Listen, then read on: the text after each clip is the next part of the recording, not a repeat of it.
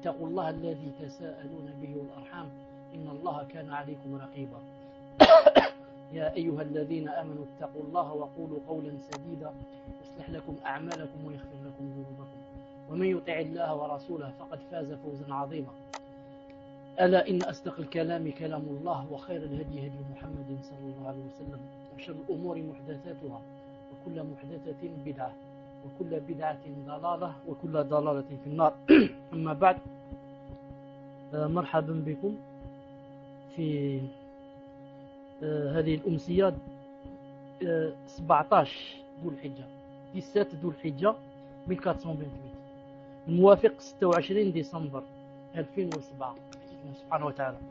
Nous sommes toujours dans le troisième cours du livre La personnalité de la musulmane. La personnalité de la musulmane.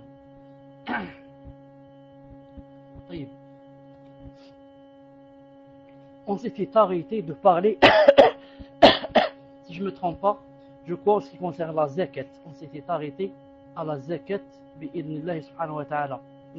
On avait dit que quand la femme musulmane possède des biens redevables de zakat, elle s'en acquitte. Chaque année, selon une échéance précise, elle évalue avec précision tous les biens qu'elle possède et s'acquitte avec toute honnêteté de l'aumône qui lui incombe. L'aumône obligatoire représente l'un des piliers de l'islam. Il n'est donc pas permis de la négliger ou de chercher des justifications pour s'en dispenser, même quand il s'agit de sommes colossales. L'idée de se dérober de l'aumône obligatoire ne doit même pas frôler l'esprit de la femme musulmane, pieuse et avertie. L'aumône obligatoire est un devoir financier bien déterminé, à caractère cultuel qu'Allah Ta'ala a imposé à tout musulman et à toute musulmane détenant le minimum imposable. Et on avait dit que la femme musulmane devait s'acquitter de son aumône si elle avait bien sûr le nessab. Le nessab, comme vous devez le savoir, c'est 85 grammes d'or, ou bien 595 grammes d'argent, ou bien 85 grammes d'or, ou bien 595 grammes d'argent. Il n'échappe pas à la musulmane pieuse et consciencieuse que l'islam, qui certes lui a accordé l'indépendance financière et l'a exonéré des charges familiales que seul l'homme doit assumer, lui a d'autre part imposé l'aumône en tant que droit bien déterminé qu'elle doit affecter aux pauvres. Et j'avais dit la fois passée que si quelqu'un est endetté, si par exemple le mari est endetté, la femme peut lui donner, son épouse, de sa zakat à lui, pour qu'il paye ses dettes, si toutefois ces dettes ne sont pas des dettes de haram illicite. Et la même chose, l'homme peut donner à sa femme sa zakat si elle a des dettes. Je dis bien les dettes. Je ne parle pas d'autre chose, les dettes. La même chose, on peut donner à son enfant s'il a les dettes. L'enfant peut donner à son père la zakat s'il a les dettes. C'est pour ça que question de dette, il faut toujours commencer avec les plus proches. Quand c'est question de dette. Donc j'avais dit que le nessab, c'est 85 grammes d'or ou bien 595 grammes d'argent. Et il faut on possède cet argent pendant une année. Il faudrait qu'on possède cet argent pendant une année passée. On doit sortir l'aumône qui est 2,5%. 2,5%. Il y a une chose ici, il y a une chose importante à dire, surtout pour les femmes, elles doivent bien écouter cette chose. J'ai dit une fois que certaines femmes croient que ce n'est pas obligé la zakat pour les parures, pour celles qui ont des chaînes d'or et des bracelets, etc. Certaines femmes croient que ce n'est pas obligé, car ils prennent, nous les avons entendu une fatwa qui dit que tant que la sœur tant que la sœur emploie les bijoux comme parure, donc elle est exemptée. Ce n'est pas la peine qu'elle fasse la zakat. Et ça, Inch'Allah, faut. Naam, est le plus fort de, que, que, que défend Cheikh Ben Baz, Cheikh Ben Uthaymin, beaucoup d'autres. Elle doit faire la zakat. Même si quoi? Si ce qu'elle a, ce sont des parures. C'est une parure. Mais elle doit faire la zakat de la parure. Si toutefois, elle dépasse quoi? Si toutefois, elle remplit deux conditions. La première, elle dépasse 85 grammes d'or ou 595 grammes d'argent. Et la deuxième, il faut que cet argent soit resté chez elle pendant 2 années, bi'idhnillahi subhanahu wa ta'ala. Pendant 2 années, bi'idhnillahi, pardon, j'ai dit 2 années, pendant une année. Pendant une année, bi'idhnillahi subhanahu wa ta'ala. Ici, il y a une chose importante. Naam. Attendez, je vois si on est ensemble ou pas. Naam. Attendez, Inch'Allah ta'ala, j'entends un signal. Astaghfirullah. Naam. Une seconde, Inch'Allah ta'ala.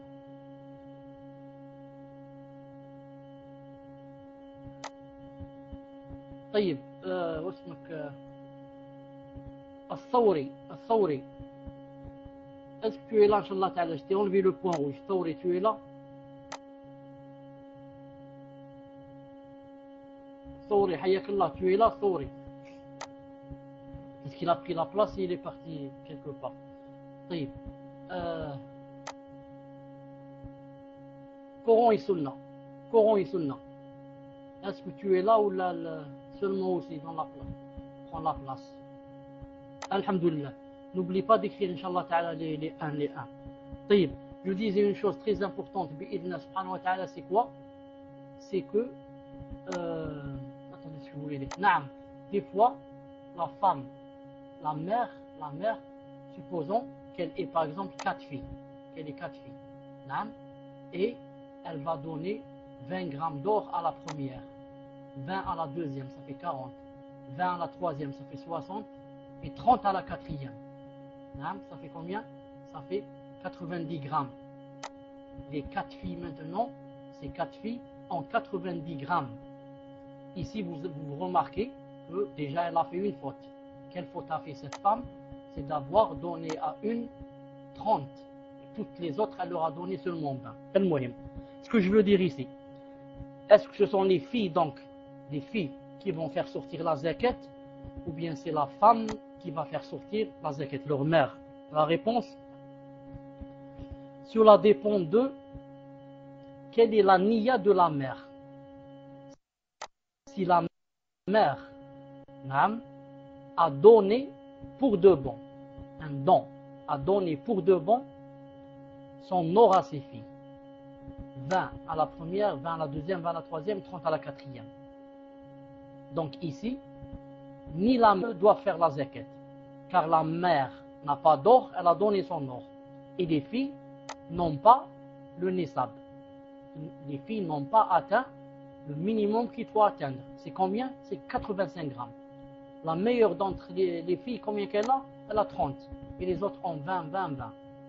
Donc, aucune des filles ne fait la zakat et la mère encore moins. Mais certaines croient que elles doivent grouper l'or. Les 4 filles doivent grouper l'or pour qu'il soit 90 grammes et elles fassent la zakat. Et ça, ce n'est pas vrai.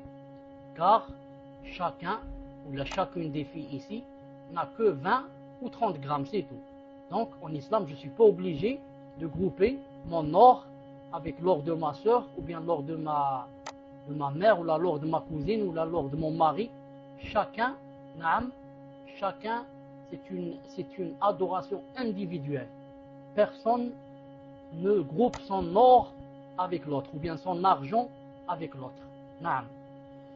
Mais maintenant, si la mère a prêté seulement son or aux filles, juste un prêt, et elle a dans l'idée de le récupérer plus tard, dans ce cas, à chaque année, elle doit sortir la zakat. Pourquoi? Parce que la mère, qu'est-ce qu'elle a? Elle a 90 grammes d'or. mais elle les a seulement prêtés à ses filles. Donc elle est redevable de quoi? De la zakat chaque année, tant que l'or est toujours chez les femmes. Coran et Sunna. Coran et Sunna, est-ce que c'est compris?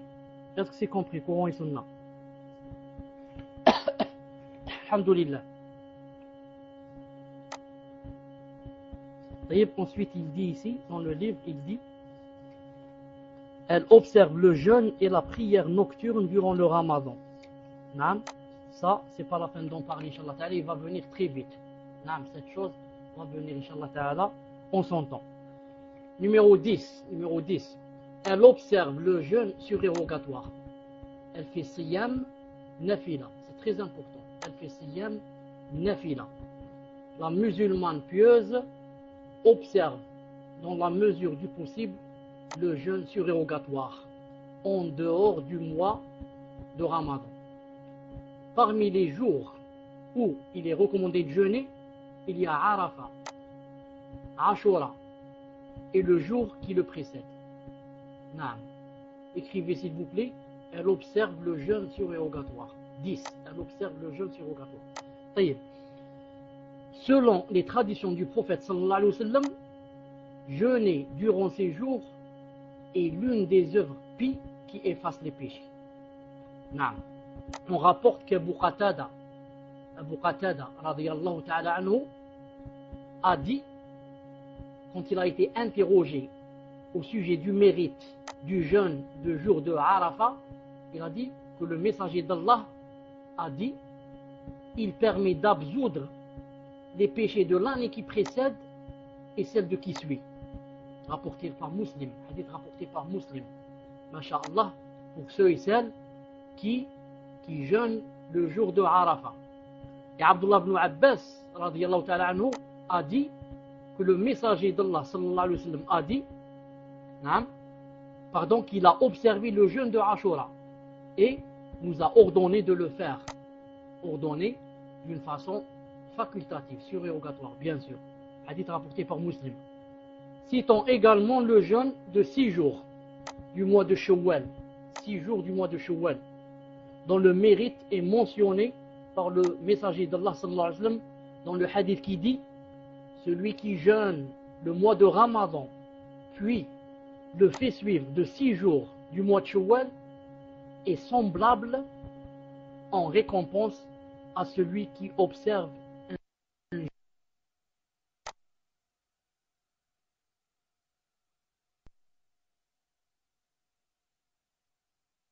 jeûne perpétuel.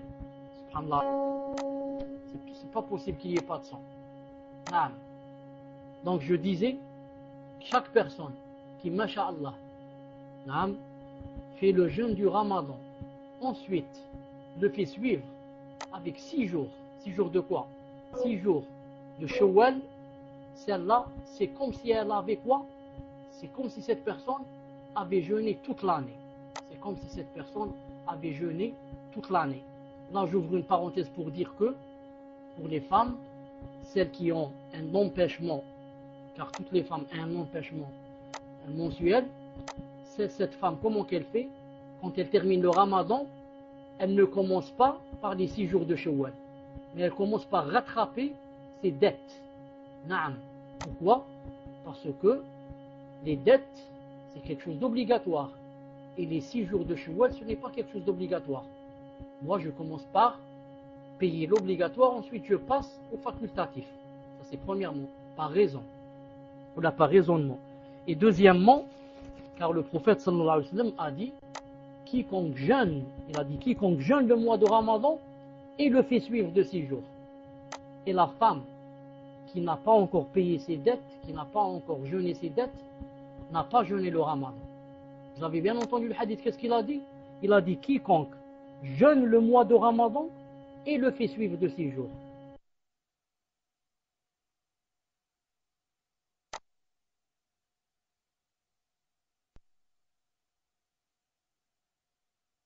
Et celle qui a encore 5 jours de jeûner les 6 jours. Naam. Muslim, si tu es là, lève la main. Jazakallah khair. Muslim, si tu es là, lève la main pour que je te vois, Inch'Allah Ta'ala. Taïb. Alhamdulillah. Arak. Alhamdulillah. طيب. La sunna montre aussi qu'il est recommandé de jeûner 3 jours de chaque mois. La sunna montre aussi qu'il est quoi? Qu'il est recommandé de jeûner 3 jours de chaque mois. Non, il est de la sunna, Inch'Allah Ta'ala, de jeûner 3 jours par mois. Les meilleurs jours du mois sont bien sûr quoi? Sont le 13, 14 et 15. 13, 14 et 15, qu'on appelle quoi? On appelle Ayyam al-Bid. On appelle les nuits blanches. On appelle les nuits blanches ou quelque chose comme ça. Naam. Ce sont les meilleurs bi'idnillahi subhanahu wa ta'ala. Naam, je vais citer ici ce qu'a dit Abu Huraira radiyallahu ta'ala anhu. Il a dit, Abu Huraira radiyallahu ta'ala anhu a dit, mon confident c'est qui? Mon confident c'est le prophète sallallahu alayhi wa sallam. Naam. Mon confident m'a recommandé d'observer les 3 pratiques cultuelles suivantes. Jeûner 3 jours de chaque mois, accomplir 2 rak'at au milieu de matinée, salat al-duha, et faire la prière du witr avant de dormir. Donc qu'est-ce qu'il a dit? Mon confident m'a recommandé quoi? D'abord, de jeûner 3 jours de chaque mois. Naam. Ensuite, de faire 2 rak'at chaque jour de salat al-duha, et enfin, de ne pas dormir sans la salat witr. Car tu dors, tu peux ne pas te réveiller. Et si tu ne te réveilles pas, et c'est le matin, tu ne peux plus faire le witr, mais il faut le faire pair. On ne peut plus faire une rak'at. Et on est obligé de faire 2 rak'at au lieu d'une. Naam. Et d'après ce hadith rapporté par le Bukhari. D'après Abu Darda, radiyallahu ta'ala anhu, il a dit, mon bien-aimé, sallallahu alayhi wa sallam, m'a recommandé de ne jamais négliger les 3 pratiques cultuelles suivantes. Tant que je suis vivant. Tant que je suis vivant. Naam. Jeûner 3 jours de chaque mois, accomplir la prière du milieu de matinée, salat al-duha, et ne pas dormir qu'après avoir accompli la salat al-witr. La même chose. Donc les mêmes recommandations du prophète sallallahu alayhi wa sallam ont été faites à Abu Huraira radiyallahu ta'ala anhu et Abu Darda radiyallahu ta'ala anhu. D'après Abdullah ibn Umar, d'après Abdullah ibn Amr ibn al-As radiyallahu ta'ala anhu, le prophète sallallahu alayhi wa sallam a dit, qu'est-ce qu'il a dit? Il a dit, jeûner 3 jours de chaque mois est semblable en récompense au jeûne perpétuel. Subhanallah al-Azim. 3 jours. Celui qui peut jeûner 3 jours chaque mois. C'est comme s'il avait jeûné toute sa vie. Pourquoi? Parce que quand tu jeûnes un jour, Allah Ta'ala t'en écrit 10. Et toi, quand tu jeûnes 3, combien qu'il va t'écrire? Il va t'écrire 30. Donc chaque mois, tu as jeûné 30 jours. Donc tu as jeûné toute ta vie. Subhanallah al-Azim. Naam. Certaines sunnahs précisent que ces 3 jours sont le 13, le 14 et le 15 de chaque mois lunaire, les désignant par les jours blancs, al-ayyam al-bid. Cependant, d'autres sunnahs indiquent que les 3 jours de chaque mois durant lesquels le prophète alayhi salam jeûnait n'étaient pas déterminés.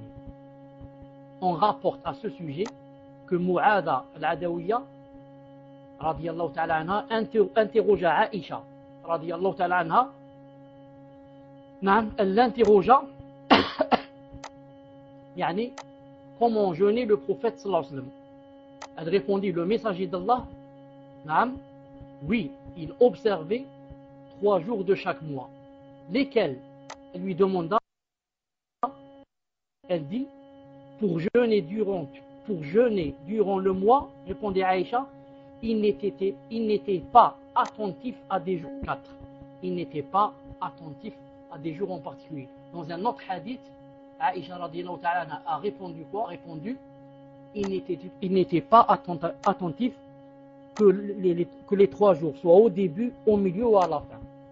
Donc, conclusion en ce qui concerne les 3 jours, pour celui qui peut, de préférence, le 13, 14 et 15 lunaire, 13, 14, 15, hijri. C'est pas le 13 janvier, 14 janvier, 15 janvier. Non, le 13 Dhul Hijjah, le 13 Muharram, le 13 Shawwal, et comme ça. Il faut avoir donc à la maison le calendrier arabe de l'Hégire. Ça c'est premièrement. Et deuxièmement, il est aussi permis de jeûner n'importe quel 3 jours. Par exemple, 7, 8, 9, 5, 6, 7, 1, 2, 3, et comme ça. Ce n'est pas obligé que ça soit 13, 14, 15, mais disons le 13, 14, 15, ce sont les meilleurs, c'est tout. Inch'Allah ta'ala, nouveau titre. Elle 11, elle accomplit le pèlerinage. Une musulmane consciente des directives de sa religion place au premier plan de ses préoccupations le pèlerinage à la mosquée sacrée dès qu'elle en a les moyens. Une fois les moyens et les conditions légales lui permettant le pèlerinage réunis, elle se consacre avant le voyage à étudier attentivement les règles relatives au pèlerinage. Ainsi, quand elle entreprendra l'accomplissement des rites, elle le fera de façon correcte et judicieuse. Naam, subhanallah al-azim.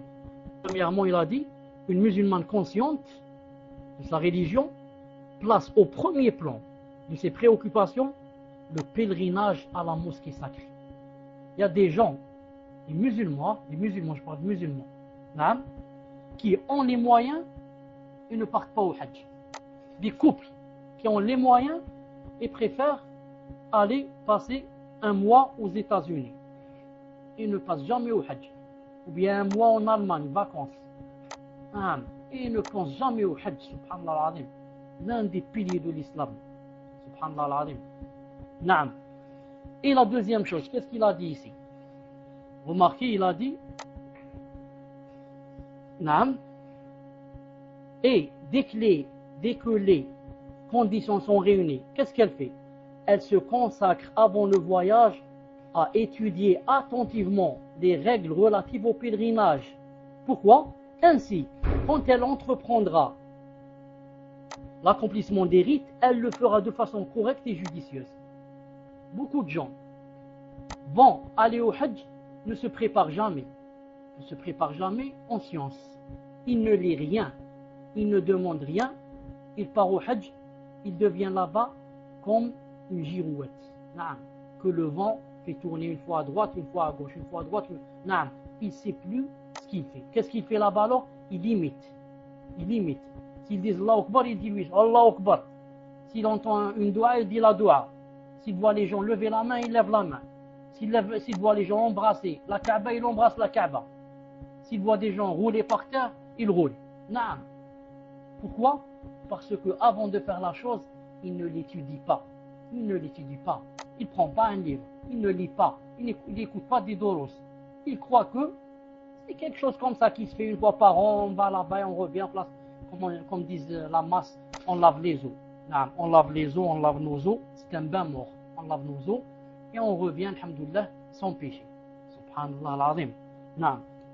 Donc, ces choses-là, dès que on a les conditions réunies, il est alors obligé d'apprendre comment faire la chose. C'est un peu comme le mariage. Quelqu'un qui ne va pas se marier n'est pas obligé de connaître les règles du mariage. Dès qu'il a cette chose en tête, il commence à apprendre femme et homme. Elle, qu'est-ce qu'elle doit à son mari et quels sont ses droits à elle. Et lui, il dit quels sont ses devoirs, quels sont ses droits. Qu'est-ce qui est permis avec la femme, quelle est la chose qui n'est pas permise. Et comme ça, il lui est obligé d'étudier avant de rentrer dans le domaine.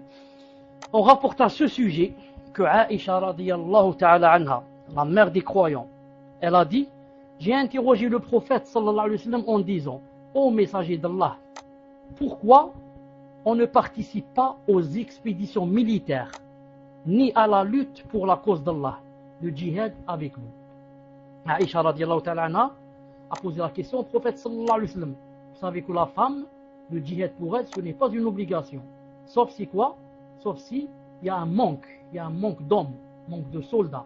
Et il y a des femmes, cela devient quelque chose d'obligatoire pour elles.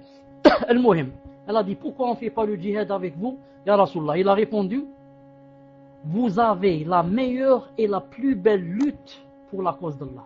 Vous avez le meilleur djihad, le pèlerinage. Ensuite, il a dit, un pèlerinage sincère et agréé. Aïcha a dit, radiyallahu ta'ala anha, depuis que j'ai entendu ces paroles du messager d'Allah, je ne manque plus de faire le pèlerinage, c'est-à-dire chaque année. Hadith rapporté par le Bukhari. Aïcha a dit, depuis ce qu'a dit le prophète sallallahu alayhi wa sallam sur le pèlerinage, je n'ai jamais raté le pèlerinage de le faire chaque année, quand les conditions bien sûr se réunissent. Douzièmement, elle accomplit le petit pèlerinage, la Umrah. Douzièmement, elle accomplit le petit pèlerinage qu'on appelle la Umrah. Il a dit, au même titre que le pèlerinage, la Umrah est aussi un devoir qui incombe à la femme musulmane dès qu'elle en a les moyens. Notamment durant le mois de Ramadan, car en ce mois-ci, cette pratique cultuelle équivaut en récompense à un pèlerinage en compagnie du prophète sallallahu alayhi wa sallam. Vous connaissez le hadith, tout le monde le connaît ça. Quiconque va, homme ou femme, va à la Umrah pendant le Ramadan, c'est comme si quoi? C'est comme s'il avait fait un hajj avec le prophète sallallahu alayhi wa sallam sur tous les derniers jours, les 10 derniers jours. C'est pour ça que il est presque impossible de trouver une place à la Mecque pendant le Ramadan. Car tout le monde veut faire la Umrah pendant le Ramadan pour qu'il ait cette grande récompense. Naam. Al-Bukhari rahimahullah rapporte que Abdullah ibn Abbas, qu'Allah l'agrée, a dit, lorsque le prophète alayhi salam revint de son pèlerinage, il a dit à Sinan al-Ansariya, il lui a dit, qu'est-ce qui t'a empêché de faire le pèlerinage? Il parlait avec une femme. Il lui a dit, qu'est-ce qui t'a empêché de faire le pèlerinage? Elle a dit, Abu Untel, Abu X, Abu Kda, c'est-à-dire mon mari. C'est lui, c'est-à-dire, elle a dit, nous avions 2 chameaux. Il a effectué le pèlerinage sur l'un des 2 chameaux. Et nous a laissé l'autre pour irriguer l'une de nos terres. C'est-à-dire, c'est pas possible. Lui, mon mari, a pris un des chameaux, et le deuxième, je ne peux pas partir sur ce chameau, car il est là pour irriguer la terre. Alors le prophète sallallahu alayhi wa sallam a dit, un pèlerinage, Umrah, en Ramadan, vaudra pour toi un pèlerinage. Dans une autre version, Abdullah ibn Abbas, il dit, un petit pèlerinage, Umrah, en Ramadan, vaudra pour toi un pèlerinage en ma compagnie. Hadith rapporté par Al-Bukhari. Là, j'ouvre une parenthèse très importante. Naam. Tout le monde sait, Inch'Allah Ta'ala, tout le monde, femmes et hommes, tout le monde sait que le Hajj est obligatoire pour l'homme et est obligatoire pour la femme. Ça, tout le monde le sait, c'est un pilier. S'il dit il n'y a pas le Hajj, il est kafir. Mais ce que ne savent pas que la Umrah, le petit pèlerinage, est aussi obligé. Ce n'est pas un pilier, mais c'est une obligation. C'est-à-dire que quiconque, des hommes et des femmes, a les moyens d'aller à la Umrah et il dit j'y vais pas, il a un péché. Et il a un grand péché. Et quand il rencontrera Allah subhanahu wa ta'ala, s'il ne lui pardonne pas, il ira en enfer. Non. Quel est le dalil? Apprenez les dalils. On ne sait jamais, vous parlez avec quelqu'un, il va vous dire quel est le dalil. Allah Ta'ala a parlé du Hajj, il n'a pas dit la Umrah. Écoutez le dalil là. Dans le hadith que tout le monde connaît, où Jibril alayhi salam est venu avec une tenue d'homme, et il a posé au prophète sallallahu alayhi wa sallam, c'est quoi l'islam, c'est quoi l'iman, c'est quoi l'ihsan, et il répondit lui-même. Tout le monde connaît le hadith, il est dans le Bukhari ou Muslim. Mais ce que ne connaissent pas beaucoup de gens, c'est que dans une autre version, ils connaissent seulement la version de Bukhari et Muslim, ils ne connaissent pas d'autres versions. Dans une autre version authentique, lorsque il a dit c'est quoi l'islam, et il a répondu lui-même, il a dit l'islam, an tashhada Allah, c'est témoigner qu'il n'y a de divinité adorée que Allah. Divinité, yani juste. Les divinités fausses, il y en a tellement. Wa anna Muhammadan Rasulullah. Tout ça, c'est premièrement. Wa tuqim salat. Faire la salat. Wa tu'ti zakat. Donner la zakat, accomplir la salat et donner la zakat. Et ça, jusqu'ici, tout le monde connaît. Wa tahujj. Regardez ce qu'il a ajouté ici. Il a dit wa tahujj wa ta'tamir. Et que tu fasses le hajj et que tu fasses la umrah. Et que tu fasses la hajj et que tu fasses la umrah. Akhrajahu ad-Daraqutni. Rapporté par Daraqutni, volume 2, 283. Isnaduhu sahih. Isnaduhu sahih. Naam. Et on a même demandé au Mekwa, quelqu'un qui habite la Mecque, est-ce que pour lui la umrah est obligatoire? Il habite à la Mecque. On a posé la question à Cheikh Ibn Uthaymin, il a répondu dans le volume 13, page 21. Il a répondu, pardon, volume 21, page 13. Il a répondu il a dit, et l'avis le plus juste chez moi, c'est que la umrah est obligatoire pour celui qui habite à Mecca et celui qui habite ailleurs. Elle est obligatoire pour tout le monde. Donc, qu'a dit Jibril dans le hadith? Tu témoignes, Allah est seul et il y a divinité qu'Allah. Le prophète, tu dois le suivre. Muhammad, tu rimes salat, tu fais ta salat, tu accomplis ta zakat et tu fais le hajj et la umrah. Subhanallah al-Azim. Et spécialement aux femmes, le prophète sallallahu alayhi wa sallam a dit alayhinna jihad la qitala fih al-hajj wal-umrah. رواه الإمام أحمد وإسناده صحيح صححه العلامة الألباني في صحيح ابن ماجه volume 2 page 151. Le prophète a dit elles ont, c'est-à-dire il leur est obligatoire quoi? Un djihad où il n'y a pas de combat. Il leur incombe, il parle des femmes, il incombe aux femmes, c'est-à-dire il est obligatoire un djihad sans lutte, sans combat. Ensuite, il a expliqué c'est quoi? Il a dit Al-Hajj wal-Umrah. Al-Hajj wal-Umrah. Et auparavant, qu'est-ce qu'il a dit? Il a dit il incombe. C'est obligatoire. Là, j'ouvre une parenthèse. Beaucoup de gens ont les moyens d'aller à la Umrah. Je préfère cacher de l'argent pour aller au Hajj. Naam. Qui t'a dit que tu vas vivre jusqu'à ce jour? Peut-être tu meurs et tu n'as pas fait la Umrah et tu avais les moyens. Naam. Va à la Umrah et Allah subhanahu wa ta'ala va t'ouvrir d'autres portes pour aller au Hajj. Naam, va t'ouvrir d'autres portes pour aller au Hajj. طيب. Ensuite, qu'est-ce qu'il a dit ici? Une seconde.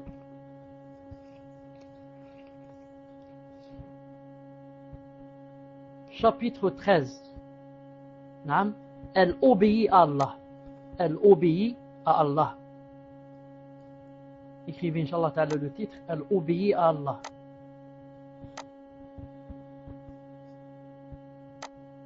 Alhamdulillah. La femme musulmane consciencieuse doit toujours se rappeler qu'elle est concernée par les commandements d'Allah Azza wa Jal. Sur ce plan, elle est l'égale de l'homme et ne diffère de lui qu'en certains statuts spécifiques à chacun des deux sexes. Pour le reste, elle est tenue à l'instar de l'homme à assumer ses responsabilités devant Allah. Allah Ta'ala dit dans le Coran, les musulmans et les musulmanes. Les croyants et les croyantes. Regardez, il parle d'hommes, un homme ensuite une femme. Les obéissants et les obéissantes. Les loyaux et les loyales. Les endurants et endurantes. Les déférents, celles qui ont le khushu', et déférentes. Donneurs et donneuses d'aumône, jeûneurs et jeûneuses, gardiennes de leur chasteté et gardiennes, très évocateurs d'Allah et évocatrices, Allah a préparé pour eux un pardon et une énorme récompense. Sourate Al-Ahzab 35. Subhanallah al-Azim. Naam. Et Allah Ta'ala dit dans le Coran, pour montrer que la femme est égale à l'homme dans ce qu'elle doit faire et qu'elle aura la même récompense que lui, si ce n'est pas plus, il a dit quiconque mâle ou femelle, fait une bonne œuvre tout en étant croyant, car on peut faire une bonne œuvre en étant kafir. Quiconque, mâle ou femelle, fait une bonne œuvre tout en étant croyant, nous lui ferons mener une bonne vie et nous leur donnerons certes leur récompense en fonction des meilleures de leurs actions. Vous avez bien entendu, quiconque, qui, mâle ou femelle, ce n'est pas seulement le mâle, mâle ou femelle, fait une bonne œuvre, mais tout en étant croyant, pas kafir, alors qu'est-ce qu'il aura? Nous lui ferons mener une bonne vie. Subhanallah, à part la récompense qu'il attend dans l'au-delà. Donc, si quelqu'un veut la bonne vie, je ne parle pas du paradis, je parle de la bonne vie ici où tu es, tu veux la bonne vie, alors il faut obéir à Allah subhanahu wa ta'ala. Non, car il a dit, quiconque, mâle ou femelle, fait une bonne œuvre, tout en étant croyant, nous lui ferons mener une bonne vie. Subhanallah, Allah ta'ala a donné aux croyants cette faveur qu'il vit deux fois, masha'Allah. Il vit ici cette vie, masha'Allah, et il vit l'autre là-bas. C'est pas la peine de vous dire à quel point il y a les délices, etc. Mais il faut remarquer une chose, quand je dis que le croyant va vivre ici une vie, masha'Allah, et que c'est Allah subhanahu wa ta'ala qui a promis cela, il ne faut pas avoir entre les yeux, quand je dis une vie, masha'Allah, c'est l'argent, et les palais, et les voitures, et l'or, et je ne sais pas quoi. C'est pas ça la vie, masha'Allah. Naam. Vous connaissez, vous savez qu'il y a des milliardaires, des richissimes qui se suicident chaque jour. Chaque jour. Si on pouvait compter, on trouverait des centaines chaque jour dans le monde qui se suicident et qui ont des millions de dollars, des millions d'euros, et se suicident. Pourquoi? Il n'a pas pu arriver à la bonne vie qui a été citée maintenant dans ce verset. Il a vécu comme un soulard. Il a vécu comme drogué. Il a vécu, il a tout fait. Il a tout fait, tout goûté. Tout le haram, tout. Maintenant, on en a marre. Il n'y a plus rien. Il n'y a pas, comme toi tu te dis, tu dis, j'ai rien fait, il y a tout qui m'attend. Lui, il dit, non, j'ai tout fait. Il n'y a rien qui m'attend. C'est la poussière. Alors celui-là, à quoi ça lui a servi tout son argent? Ça lui a servi pour qu'il aille à Jahannam, l'enfer, pour ne plus ressortir. Mais Allah Ta'ala, quand il a promis de donner à celui qui fait de bonnes œuvres une bonne vie, ça veut dire qu'il lui descend quelque chose dans le cœur qui s'appelle la sérénité, qui s'appelle la quiétude, que tu ne pourras trouver jamais qu'à part en islam et dans l'obéissance d'Allah. Naam. Cette chose, walhamdulillah, ne peut jamais s'acheter. Sinon, tous les richards l'auraient et nous les pauvres, on serait malheureux. Cette chose ne s'achète pas. Ou alors, cette chose s'achète en faisant les bonnes œuvres, en priant avec sincérité, en priant les surérogatoires, en faisant nafila, en faisant l'aumône. Naam, cette chose s'achète. Allah Ta'ala te la donne en contrepartie. Donc nous, qu'est-ce qu'on dit?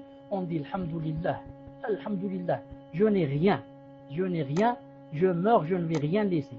Mais j'ai vécu avec un cœur, masha'Allah. Je me sens le meilleur des gens. Tous les autres devant moi, je les sens comme des mouches. Sauf qui? Sauf les croyants qui sont comme moi et mieux que moi. Tous les autres, les pervers, les méfiants, pour moi ce sont des mouches, des moustiques qui ne valent rien. Pourquoi? Ils n'ont pas connu Allah. À quoi ça sert de vivre 50 ans, 60 ans sans connaître Allah subhanahu wa ta'ala? Si c'est insensé, ça n'a pas de sens. Ça n'a pas de sens.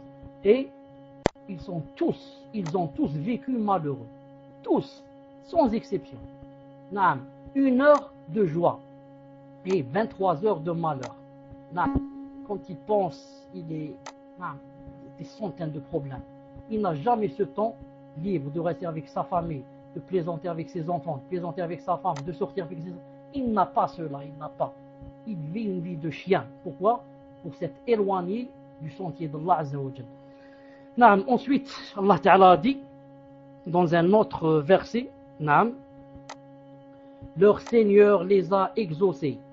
En vérité, je ne laisse, Allah Ta'ala dit, je ne laisse pas perdre le bien que quiconque parmi vous a fait, homme ou femme. hommes ou femmes, car vous êtes les uns des autres. Ensuite, il a dit, ceux donc qui ont émigré, qui ont été expulsés de leur demeure, qui ont été persécutés dans mon chemin, qui ont combattu, qui ont été tués, je tiendrai certes pour expier leurs mauvaises actions, et je les ferai entrer dans des jardins sous lesquels coulent des ruisseaux, comme récompense de la part d'Allah. C'est auprès d'Allah qu'est la plus belle récompense. Naam, Surat 3, verset 195. Verset 195. Naam. Précisons que la phrase Ya ayyuhan nas, quand Allah Ta'ala dit le Coran, quand Allah Ta'ala dit dans le Coran Ya ayyuhan nas, quand vous lisez un verset où c'est écrit Ya ayyuhan nas, quand vous entendez un hadith du prophète sallallahu alayhi wa sallam où il dit Ya ayyuhan nas, ô gens, qu'est-ce que ça veut dire? Ça désigne l'ensemble des humains, c'est-à-dire ça comprend les hommes et les femmes. Naam, Ya ayyuhan nas, ce n'est pas les hommes, c'est les hommes et les femmes. Naam. Parmi les textes qui annoncent, parmi les textes qui attestent de cette notion, écoutez ce hadith rapporté par l'imam Muslim, d'après notre mère Salama, radiyallahu ta'ala anha. Naam. Elle a dit, j'entendais les gens parler du bassin, al-Hawd. Cependant, je ne l'avais jamais entendu de la bouche du messager d'Allah sallallahu alayhi wa sallam. Beaucoup de gens parlaient, il y a le bassin le jour du jugement dernier, il y a le bassin. Elle a dit comment? Je suis la femme du prophète sallallahu alayhi wa sallam et je n'ai jamais entendu dire ce mot. Un jour, alors qu'une servante me coiffait des cheveux. Et d'ailleurs, dans un autre hadith, c'est rapporté que elle a dit au prophète sallallahu alayhi wa sallam, elle lui a dit à Rasulullah, pourquoi dans le Coran, il y a toujours le muslimoun et le mu'minoun? Pourquoi il n'y a pas de muslimettes et de mu'minettes? Pourquoi à chaque fois, Allah Ta'ala parle des hommes et ne parle pas des femmes? Elle a dit, une fois, alors que une servante me coiffait les cheveux, j'ai entendu le prophète sallallahu alayhi wa sallam sur le mimbar dire, Naam, j'ai entendu le prophète sallallahu alayhi wa sallam dans un autre verset, dans un autre hadith, c'est dit sur le mimbar, dire aux gens, alors je dis à la servante, écarte-toi de moi pour que je puisse aller l'écouter. Elle me réplique à la servante, mais il a fait appel aux hommes et non aux femmes, c'est-à-dire il a dit aux gens. Elle lui répondit, je fais partie des gens. Ensuite elle a dit, j'ai entendu le messager d'Allah dire, je vous dévancerai au bassin, que l'un d'entre vous ne finisse pas par faire partie de ceux qui se dirigeront vers moi et qu'on éloignera de moi comme on éloigne un chameau égaré. Car à ce moment-là, je demanderai, pourquoi avez-vous agi de la sorte? On me répondra, je ne sais pas ce qu'ils ont fait après ton départ. Je dirai alors qu'ils soient loin de moi. Sahih Muslim. Vous savez que beaucoup de gens, demandent Allah subhanahu wa ta'ala qui nous préserve, seront éloignés du bassin du prophète sallallahu alayhi wa sallam. Ce qui était ici dans la bid'a, dans l'innovation, dans le shirk, dans ceci, tout cela seront éloignés du bassin du prophète sallallahu alayhi wa sallam. Muslim rapporte, dans une autre version, qu'est-ce qu'il dira sallallahu alayhi wa sallam?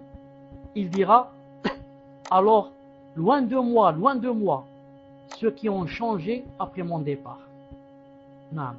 Et je rappelle ici que, lorsque notre mère, Salama radiyallahu ta'ala anha, Allah ta'ala ne parle que des hommes, Allah dit ensuite, je l'ai entendu sur le mimbar lire le verset, les musulmans et les musulmanes, les croyants et les croyantes, les obéissants et les obéissantes, les loyaux et les loyales, les endurants et les endurantes, les déférents et les déférantes, les donneurs et les donneuses d'aumône, les jeûneurs et les jeûneuses, les gardiens de leur chasteté et gardiennes, les très évocateurs d'Allah et évocatrices, Allah a préparé pour eux un pardon et une récompense, une énorme récompense.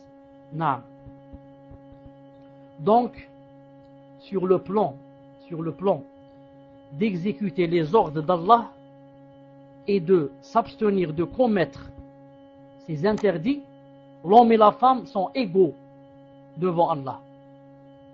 En saisissant cette vérité, la femme musulmane accomplit ce qu'Allah a ordonné et s'abstient de commettre ce qu'il a interdit, car elle a la certitude qu'elle sera interrogée sur ce qu'elle aura fait durant sa vie. Elle aura la certitude qu'elle sera interrogée devant Allah subhanahu wa ta'ala de ce qu'elle a fait, de tout ce qu'elle a fait durant cette vie. Une seconde, inshallah ta'ala.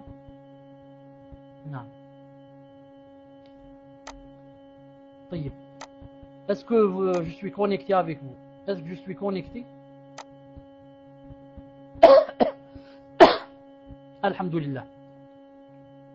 Donc la musulmane a la certitude que demain, elle sera interrogée sur ce qu'elle aura fait durant sa vie et qu'elle sera rétribuée par le bien pour ses bonnes actions et par le mal pour les mauvaises.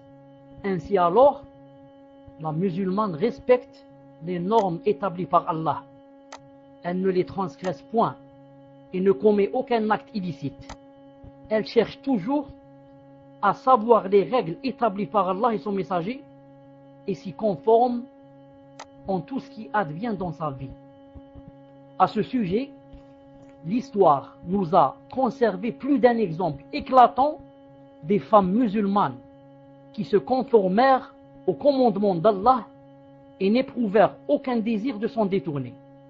L'un de ces exemples est le récit qui relate l'histoire de Khawla bint Tha'laba radiyallahu ta'ala anha avec son époux Aws ibn Samit, rapporté par l'imam Ahmed ibn Hanbal, Abu Daoud et Ibn Kathir.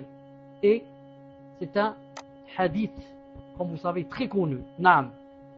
Khawla a dit: par Allah, c'est à propos de moi et de Aws, mon mari, qu'Allah Ta'ala révéla le début de la sourate intitulée Mujadala. La sourate Mujadala, قد سمع الله قول التي تجادلك في زوجها وتشتكي إلى الله والله يسمع تحاوركما. Ces deux versets de Allah Ta'ala, 3 versets, est en train de parler de cette femme, Khawla. Elle a dit: j'étais son épouse, elle parlait de son mari, Aws ibn Samit. Elle a dit: j'étais son épouse et il était un vieillard. Il était un vieillard. Dans quoi? Dans le caractère devenait mauvais. Il était un vieillard dont le caractère devenait mauvais. Un jour, à son entrée de chez moi, c'est elle qui dit toujours, elle dit: un jour, à son entrée de chez moi, je lui ai adressé une objection qui le mit en colère. Je lui ai dit quelque chose qui le mit en colère. C'est ça là. Allah a bien entendu la parole de celle qui discutait avec toi à propos de son époux et se plaignait à Allah. Et Allah entendait et entend votre conversation, car Allah est audient et clairvoyant. Elle a dit, je lui ai adressé une objection qui le mit en colère. Il me dit alors, qu'est-ce qu'il m'a dit alors mon mari? Il m'a dit: tu m'es désormais aussi interdite que le dos de ma mère. Tu m'es, à partir d'aujourd'hui, aussi interdite que le dos de ma mère. Est-ce que quelqu'un peut faire ce que fait l'homme avec sa femme, avec sa mère? C'est impossible. Donc il a dit: toi ma femme, tu es pour moi considérée comme le corps de ma mère, exactement le dos de ma mère. C'est-à-dire je ne pourrai plus jamais te toucher. Ça s'appelle ça en arabe dehar, al-dehar. Naam. Taïb. Puis il sortit et rejoignit un groupe de sa tribu. Il a dit cette phrase et il est parti rejoindre un groupe de sa tribu. Il resta 1 heure en leur compagnie, puis revint me voir. Maintenant, il commence à se calmer. Il revint me voir. Et là, il tenta de me forcer à assouvir son besoin charnel. Et là, il tenta de me forcer à faire avec lui un rapport. Je lui dis alors: non, après ce que tu as déclaré à mon sujet, Non. Tu veux cette chose après avoir dit, il y a 5 minutes ou là 1 heure, que j'étais pour toi comme le dos de ta mère. Ensuite, elle a juré. Elle a juré. Par celui qui détient mon âme, je jure, par celui qui détient mon âme en sa main, tu ne m'aborderas, c'est-à-dire tu ne me toucheras, que lorsqu'Allah et son messager décréteront un jugement sur notre cas. Non, je jure par Allah Tout-Puissant que tu ne me toucheras pas jusqu'à ce qu'Allah Ta'ala décrète quelque chose sur notre cas. Elle a dit, il fit une seconde tentative, mais je réussis à me défendre par les moyens qu'une femme emploie pour repousser un vieillard. Non. Je l'ai donc repoussé, puis je suis allé me rendre chez une voisine pour lui emprunter un vêtement de sortie. Autrefois, on n'avait même pas de vêtements pour sortir. Non, même pas un djilbab pour sortir. Après quoi, je suis allé trouver le messager d'Allah, sallallahu alayhi wa sallam. Je me suis assise devant lui et je lui ai raconté ce que mon mari m'a fait subir. Puis, quand je me suis mise à me plaindre auprès de lui de la mauvaise conduite de mon époux à mon égard, il m'a dit, oh Khawla, ton cousin est un vieillard, ménage-le donc par piété. Par Allah, poursuit Khawla, par Allah. Avant même de le quitter, un passage du Coran fut révélé à mon sujet. Le messager d'Allah fut pris par une torpeur qui le saisissait en ces circonstances. Puis, quand cet état cessa, c'est-à-dire Jibril lui donnait quoi? La révélation. Il me dit, oh Khawla, Allah m'a révélé du Coran au sujet de ton compagnon et toi. Et il me récita les versets suivants. Allah a entendu la parole de celle qui discutait avec toi à propos de son époux et se plaignait Allah. Et Allah entendit votre conversation, car Allah est audient et clairvoyant. Jusqu'au verset qui se termine par « Et les mécréants auront un châtiment avilissant ». Ensuite, le messager d'Allah m'a dit « Communique-lui l'ordre d'affranchir un esclave. » Mais nous n'avons aucun esclave à affranchir, au messager d'Allah, lui dis-je, qu'il observe le jeûne durant 2 mois consécutifs, reprit-il. À quoi je répliquai, par Allah, c'est un vieillard qui a atteint un âge avancé et n'a par conséquent pas assez de force pour jeûner. Il me dit alors qu'il nourrisse 60 pauvres. Quand quelqu'un dit à sa femme, tu es comme le dos de ma mère, ou bien comme le pied de ma mère, ou bien la main de ma mère, la poitrine de ma mère, une phrase pareille, ça veut dire quoi? Ça veut dire qu'il a fait le dhihar. Il ne peut plus toucher sa femme jusqu'à ce que quoi? Il parte affranchir un esclave. S'il n'y a pas d'esclave, il va jeûner 2 mois consécutivement, sans avoir le droit de toucher sa femme. 2 mois consécutifs. Il ne mange que si c'est l'Aïd, ou s'il est malade, ou si il est en voyage par exemple. Sinon, 2 mois consécutifs. Non. Et la femme? Non, bon, la femme elle n'a pas ça. Car certains ont dit que la femme fait aussi le jeûne. Pas dans ce cas. Dans le cas où elle dit ça. Cheikh Ibn Uthaymin dit non, c'est pas vrai. Elle fait seulement 3 jours de jeûne. El-Mohim. On laisse ça à son moment opportun. El-Mohim. S'il ne peut pas jeûner 2 mois, qu'est-ce qu'il doit faire? Il doit, bi'idna azza wa jal, faire manger 60 pauvres. Nourrir 60 pauvres. Seulement là, il pourra, encore une fois, toucher sa femme. Sinon, elle devient interdite pour lui. Naam. Vous remarquez que, j'ouvre une parenthèse, quand il dit à sa femme, tu es comme telle chose de ma mère, il faudrait voir la chose de sa mère à laquelle il l'a comparée. Est-ce une chose qui se détache ou qui se détache pas? S'il dit, tu es comme le corps de ma mère, le dos de ma mère, le pied de ma mère, le ventre de ma mère, classe, vous connaissez le jugement. Il ne la touche pas, c'est interdit jusqu'à ce que affranchir un esclave, ou bien jeûner 2 mois consécutifs, ou bien nourrir 60 pauvres. Mais s'il la compare à quelque chose de détachable, il dit, tu es comme les cheveux de ma mère, tu es comme les dents de ma mère, non, tu es comme les ongles de ma mère. Ce sont des choses qui se détachent. Dans ce cas, ça ne devient pas un dhihar. Alhamdulillah. Il faut que ça soit quelque chose qui ne se détache pas. La chose comparée ne doit pas se détacher. Naam, apprenez cette chose, bidna azawajal. Mais si la femme dit à l'homme, tu es comme le dos de mon père. À partir d'aujourd'hui, tu es pour moi comme le dos de mon père.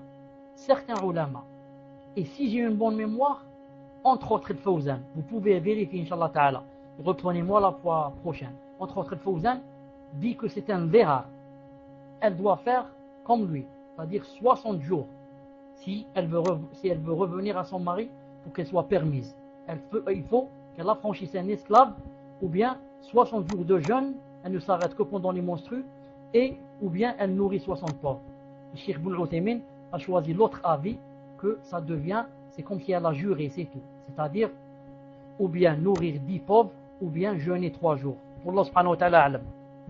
Taïb, on revient ici, il a dit, ce récit nous informe que dès que son époux prononce la formule du dhihar en son encontre, formule qui était considérée comme répudiation à l'époque avant l'islam. Vous savez, avant l'islam, quand quelqu'un disait cette chose à la femme, elle était divorcée.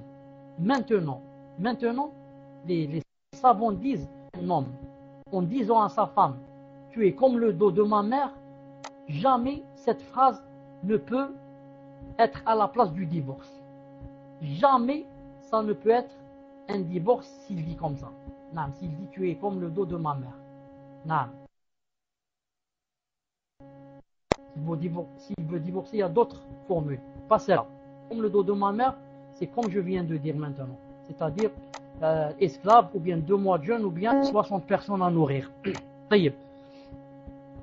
Donc, cette femme, vous remarquez, Khawla, radiyallahu ta'ala anha, dès qu'elle a entendu cette phrase, elle n'admet pas de continuer à cohabiter avec lui avant d'aller se renseigner auprès du prophète sallallahu alayhi wa sallam sur le jugement d'Allah concernant leur situation. Dans un autre hadith, elle a dit quelque chose comme ça en ce genre. Elle a dit à Rasulullah, Naam, maintenant il m'a prise, j'étais jeune. Naam, il a fait de mon corps ce qu'il a voulu faire. Ensuite, il a pris mon ventre comme quelque chose pour ses bébés à lui. Ensuite, il a pris ma poitrine comme des choses pour lui allaiter son enfant. Et maintenant, quand j'ai vieilli, il n'a plus envie de moi, il me dit comme tu es comme le dos de ma mère. Naam. Taïb. Il dit ici, pourtant, cette femme qui a décidé de ne pas le laisser qu'il la touche, naam, ne pas laisser qu'il la touche, jusqu'à ce qu'elle sache ce qu'a dit Allah Ta'ala et son prophète ici. Elle a dit, pourtant, elle voulait voir le prophète sallallahu alayhi wa sallam et elle n'avait même pas une tenue convenable pour sortir et se rendre chez le prophète sallallahu alayhi wa sallam. Mais en dépit de cela, elle prit la peine d'emprunter un vêtement de l'une de ses voisines. Vous voyez, ce n'est pas une bid'a, de quoi? D'emprunter un vêtement. Comme on emprunte de l'argent, on peut emprunter un vêtement. Et je vous ai dit une fois dans le hadith de Bukhari, qu'il y avait un vêtement chez Aïcha radiyallahu ta'ala, qui le prêtait aux femmes pour les mariages, les nouvelles mariées, etc. Mais en dépit de cela, elle prit la peine d'emprunter un vêtement de l'une de ses voisines et se dirigea immédiatement vers le prophète sallallahu alayhi wa sallam afin d'écouter le jugement d'Allah en son cas et l'appliquer. Ce n'est pas comme beaucoup de femmes chez nous, elles l'entendent dire, tu es talaq, tu es divorcé. Naam. Et, subhanallah al-azim, c'est peut-être le 3e divorce, si ce n'est pas le 4e. Certaines me disent on est au 6e. Subhanallah al-azim. Et, malgré cela, s'il la veut, elle ne se refuse pas. Rien, foi très faible, très très faible. Naam. Elle est au 3e divorce, au 4e, et il revient le soir, elle rit avec lui, etc. Et ils font la chose. Subhanallah al-azim. Subhanallah. Vous n'avez pas vu ce qu'a fait cette orte? Non. Wallah, tu ne me toucheras pas. Par celui qui détient mes mains, mon âme, par celui qui détient mon âme dans ses mains, que tu ne me toucheras pas jusqu'à ce que je sache le jugement d'Allah sur moi. Quel est le jugement d'Allah sur moi? Suis-je toujours ta femme? Non. Où est la preuve? Tu veux me faire entrer dans la zina, toi? Où est la preuve? Peut-être qu'on est classe divorcé. Attends, taqillah subhanahu wa ta'ala. Subhanallah al-azim. Regardez, ça me rappelle une chose. Abu Sa'id al-Khudri, radiyallahu ta'ala anhu, quand il était avec 30 de ses compagnons, ils sont arrivés dans le désert, ils revenaient d'un voyage. Ils sont arrivés dans un endroit, ils mouraient de faim. Ils ont vu une tente de kuffar, une grande tente, plutôt pas une tente, c'est des dizaines de tentes, un campement de kuffar. Ils ont dit, viens, on va s'installer devant eux. Comme ça, peut-être, on va leur demander qu'ils nous donnent à manger. Vous allez voir où est le témoin du dars. Ça, vous allez voir où est le témoin du dars. Ensuite, bien sûr, ils ont placé leur tente et ils ont demandé aux kuffar qu'ils leur donnent quelque chose à manger. Le chef a dit non, on ne donne pas à manger à ceux-là. Ma'alish. Une heure après ou quelque chose comme ça, le patron, le chef des kuffar a été piqué par quoi? A été mordu par un scorpion. Il est venu en courant en demandant aux musulmans, est-ce que vous avez quelqu'un qui fait la ruqya? Abu Sa'id al-Khudri, radiyallahu ta'ala anhu, a dit oui, je fais la ruqya. Mais par Allah, je ne vous la fais pas. Car je vous ai demandé à manger, vous m'avez refusé. Sauf si je pose une condition. Ils lui ont dit, tfadlal, c'est quoi? Il a dit, vous me donnerez 30 moutons. Car ils étaient 30. Vous me donnez 30 moutons pour que je fasse la ruqya. On lui a donné 30 moutons. Il est allé au kafir lui faire la ruqya. Il lui a lu sur lui. Il a lu sur lui. Sort al-Fatiha, c'est tout, 7 fois. 7 fois le Fatiha. Il s'est levé comme si jamais il n'a été piqué par un scorpion. Subhanallah. Ensuite, ils leur ont donné 30 moutons. Où est ce qui a rapport avec le dars?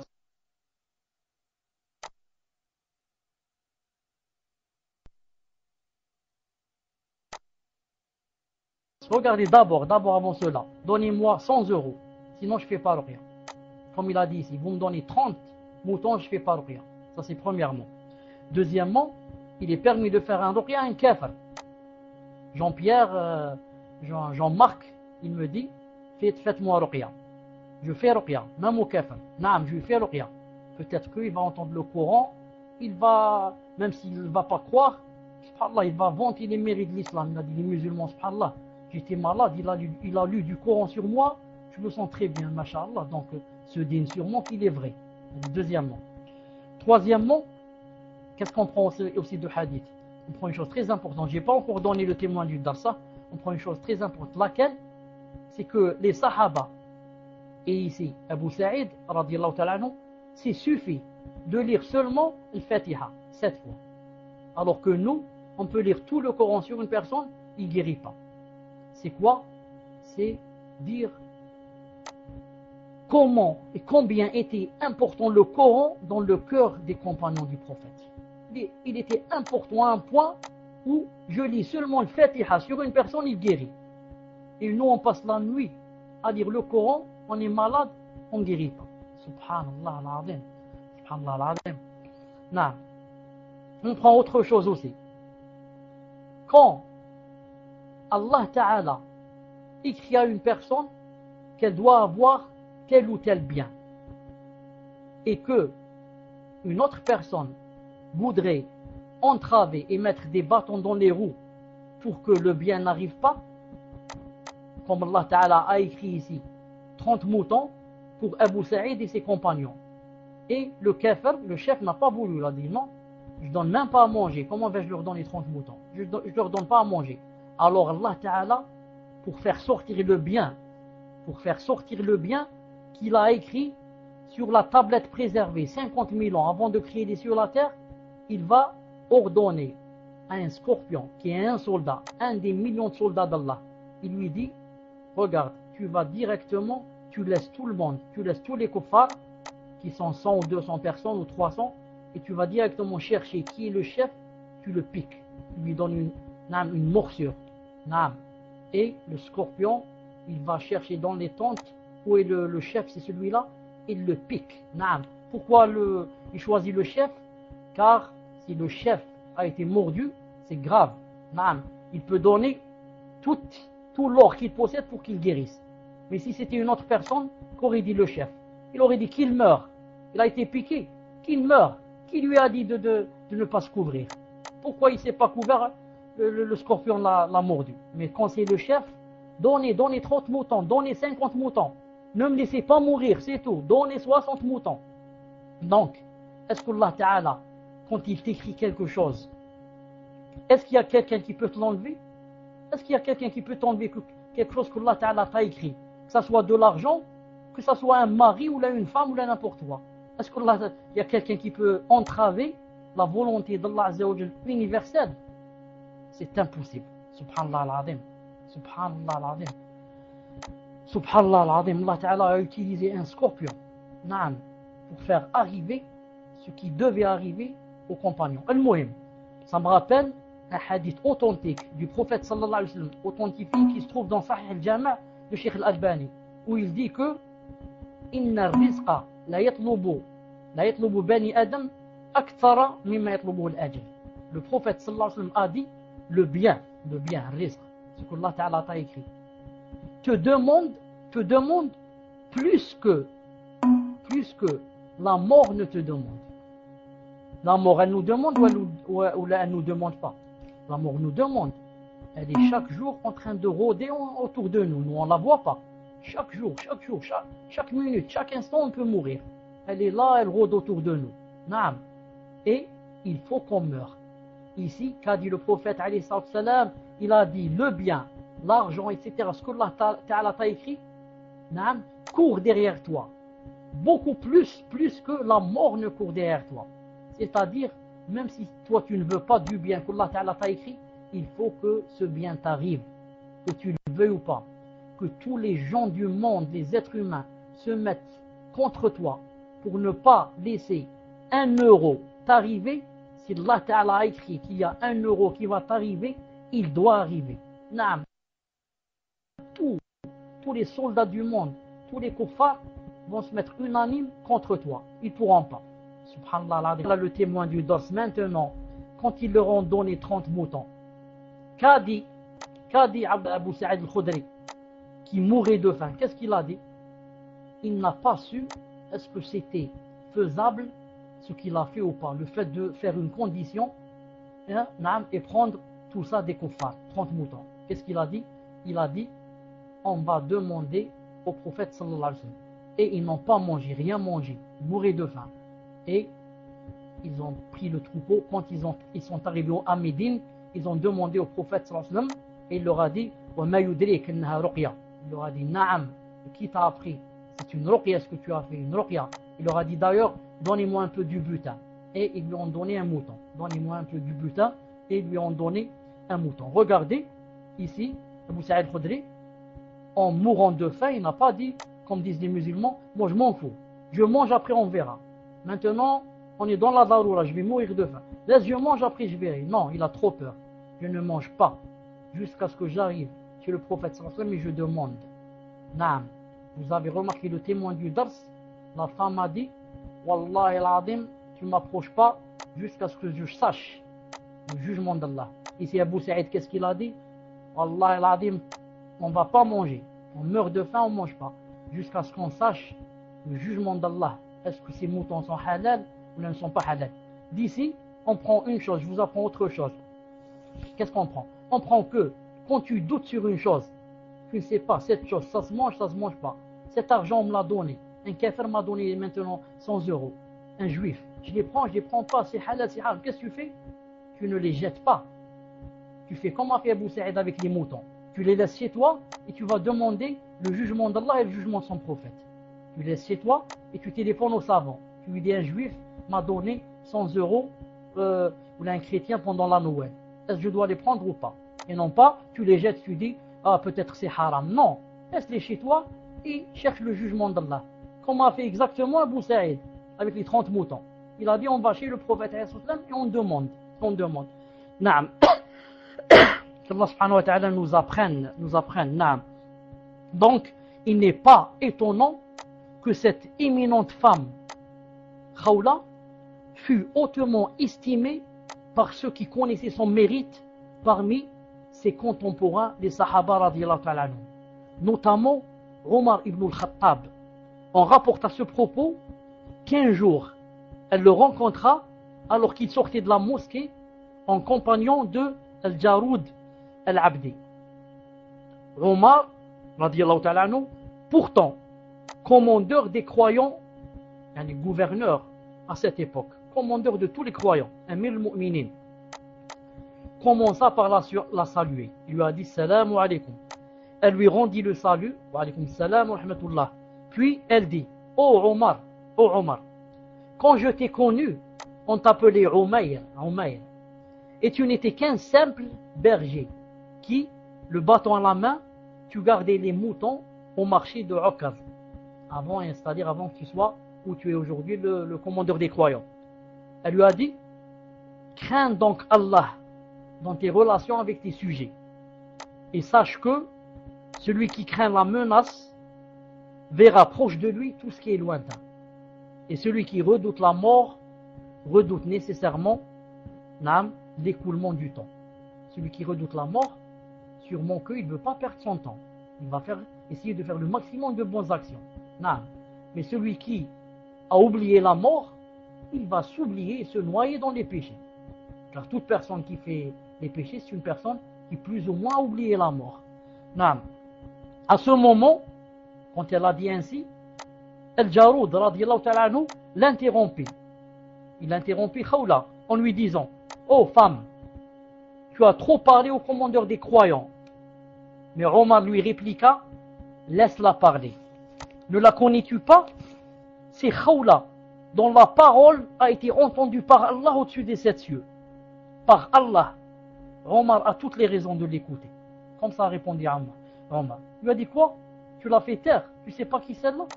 Celle-là, Allah Ta'ala l'a entendu parler. Comment moi, le petit Omar, je ne la laisse pas parler? Allah Ta'ala a écouté ce qu'elle a dit là. Il a mentionné dans le Coran, qui va se lire jusqu'au jour de la rétribution. Et moi, le petit Omar, je vais la faire taire. Laisse-la parler. Ibn Kathir, dans son Coran, dans son exégèse du Coran, tafsir, rapporte ceci. Il a dit ayant remarqué le bon accueil et l'écoute attentive que Omar accorda à Khawla, alors un homme protesta en lui disant tu fais attendre les notables de Quraysh à cause de cette vieille. Ya Omar ibn Khattab, subhanallah, Ya Omar, à cause de cette vieille, il y a les grands, les notables de Quraysh qui attendent. Et toi, tu passes ton temps avec cette vieille-là? Alors que lui a répondu Omar radiallahu ta'ala, il lui a dit malheur à toi. Sais-tu qui est cette femme? Non, répondit l'homme. Je ne sais pas c'est qui.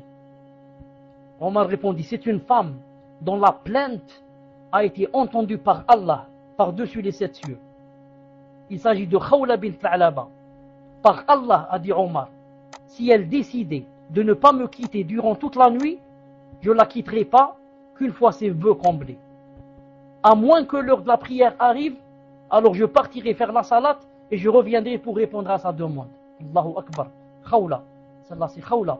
Une femme entendue par Allah et sa parole mentionnée dans le Coran.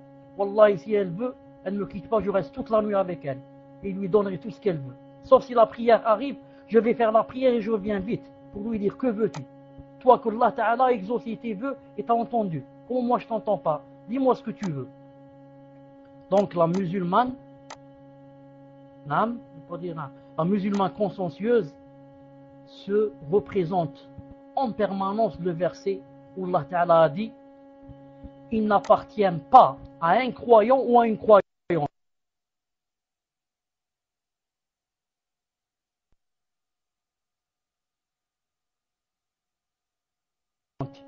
une fois qu'Allah est égaré d'un égarement évident. C'est pas un titre. Et à propos, car l'obéissance à Allah et à son messager doit avoir la primauté sur les passions et les ambitions personnelles, sur les plaisirs de la vie présente et même sur la volonté de soi-même. On n'est pas vraiment croyant si on aime une chose plus qu'Allah, ou plus son prophète, ou plus que l'islam. Ou là, on aime une personne plus que le prophète sallallahu alayhi wa sallam. Ou là, on aime une chose que Allah n'aime pas. Ou là, on déteste une chose que Allah aime. Tout cela, ça quoi? Ça gratte, ça égratine notre foi. Je ne dis pas nous devenons kuffar, non. Mais ça touche notre foi, ça touche. Naam. Et les hadiths qui sont dans ce sens, n'est pas croyant celui qui ne fait pas ceci, cela, ça ne veut pas dire qu'il est devenu kafir, non. Ça veut dire qu'il n'a pas la vraie foi. Comme a dit le prophète sallallahu alayhi wa sallam, par exemple, que la yuhafid al-wudu illa mu'min. Il a dit que ne préserve son wudu que le croyant. Ça ne veut pas dire que celui qui ne préserve pas ses ablutions, il est devenu kafir. Naam. Et comme il a dit que vous ne rentrerez pas au paradis jusqu'à ce que vous vous aimiez. Et que personne ne devienne croyant jusqu'à ce qu'il aime pour son frère ce qu'il aime pour lui. Ça ne veut pas dire que s'il aime pas pour son frère la chose, qu'il est devenu kafir. Non, mais ça veut dire que sa foi n'est pas vraiment parfaite. Et à propos de la soumission aux ordres d'Allah et de son messager, Zaynab bint Jahsh, radiyallahu ta'ala anha, l'une des épouses du prophète sallallahu alayhi wa sallam, notre mère, donna le plus beau des exemples. Avant de la prendre comme épouse,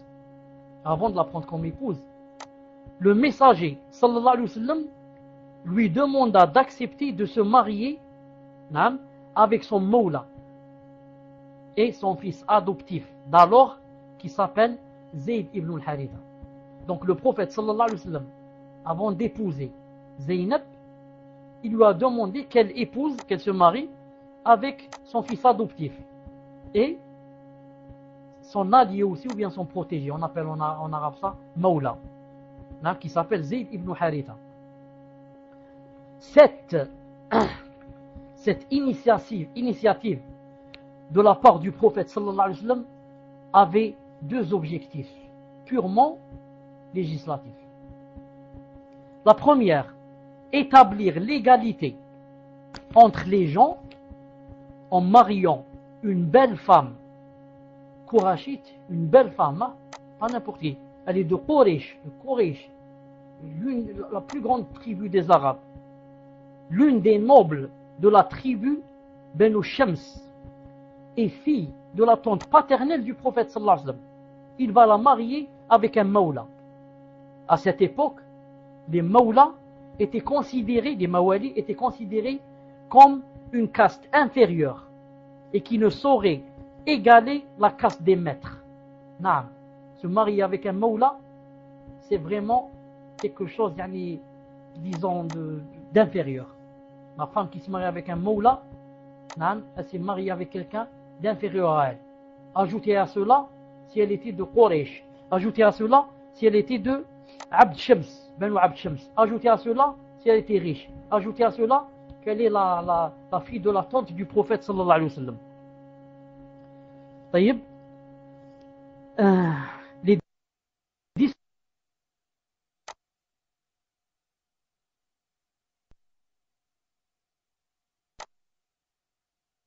disparités qui existaient entre ces deux. Maintenant, si le prophète sallallahu alayhi wa sallam va dire aux gens, soyez égaux, ne faites pas la différence entre le mawla et le maître, ne faites pas. Ce n'est pas comme il va leur donner un exemple concret. Le concret, si vous voulez que la da'wa marche, donnez l'islam en concret. Ce n'est pas seulement vous parler. Je parle derrière un micro comme ça, je parle 1 heure. Ce n'est pas seulement ça. Je montre aux gens que je suis le Coran et la Sunna qui est en train de marcher dans la rue. Les gens voient le concret. Tout le monde sait parler, tout le monde parle beaucoup. Ici, le prophète sallallahu alayhi wa sallam va leur donner quelque chose de concret pour que les gens sachent ce que c'est l'islam et imitent. Vous vous souvenez lorsque le prophète sallallahu alayhi wa sallam a dit à ses compagnons lorsqu'ils revenaient de Hudaybiyah, lorsqu'il leur a demandé qu'ils rasent les cheveux, et qu'ils n'ont pas accepté. Vous vous souvenez? Que lui a dit Salama radiyallahu ta'ala anha? Qu'est-ce qu'il lui a dit? Celle qui lui donnait les nasiha. Il lui a dit, Ya Rasulallah, sors devant tout le monde et rase-toi les cheveux et tu verras. Il est sorti, il a demandé le coiffeur, il a commencé à lui raser les cheveux. Dès que le coiffeur a touché le rasoir et a commencé à lui raser,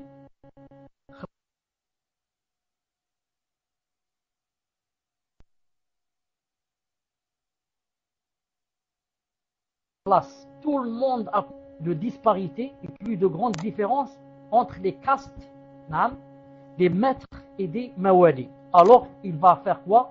Il va faire marier Zaynab, la Qurayshite, la belle, et celle qui est de la caste des maîtres avec un mawla.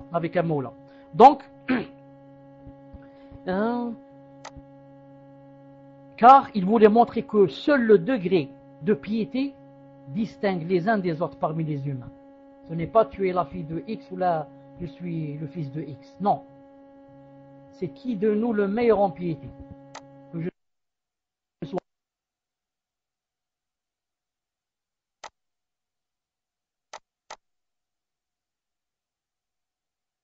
noir de peau ou blanc ou fort. Ça ne veut rien dire. Laissons voir qui de nous est plus proche d'Allah subhanahu wa ta'ala, c'est tout. D'ailleurs, Abdullah ibn Mas'ud, le compagnon Jalil radiyallahu ta'ala anhu, était tellement maigre qu'une fois, lorsqu'il est monté sur un arbre, ils ont ri. Les sahaba ont ri. Pourquoi vous riez? A dit le prophète sallallahu alayhi wa sallam. Ils ont dit, on a vu son tibia, on n'a pas pu se retenir. Il a dit, Wallahi, ce tibia, quand Allah ta'ala le mettra sur la balance, il la fera virer de l'autre côté, subhanallah. Le tibia de Abdullah ibn Mas'ud, dont vous riez maintenant, hein? Vous allez voir le jour du jugement dernier lorsqu'il le mettra sur la balance. Naam. Deuxièmement, c'est quoi le but de ce mariage avec Zaynab? Naam. Un mawla avec Zaynab. C'est quoi le but? Abolir la coutume de l'adoption qui a été répandue durant l'époque pré-islamique.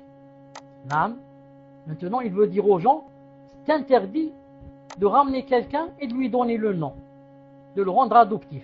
C'est interdit. Ça ne va pas peut-être les toucher beaucoup. Attendez, je vais leur donner quelque chose de concret. Qu'est-ce qu'il va faire? Se marier avec Zaynab, qui fut l'épouse de son fils adoptif. Le prophète alayhi salam présenta un argument pratique confirmant que Zayd n'était pas réellement son fils. Sinon Allah, exalté soit-il, ne lui aurait pas révélé des versets lui ordonnant ce mariage. Est-ce qu'Allah Ta'ala fait descendre des versets à quelqu'un pour lui dire marie-toi avec la femme de ton fils? La femme du fils est interdite à vie, même si le fils meurt ou bien la divorce. Vous avez suivi le dernier cours, on a parlé de ça. Le père ne peut jamais se marier avec la femme de son enfant, ni l'enfant avec la femme de son père. Alors comment ici le prophète alayhi salam va se marier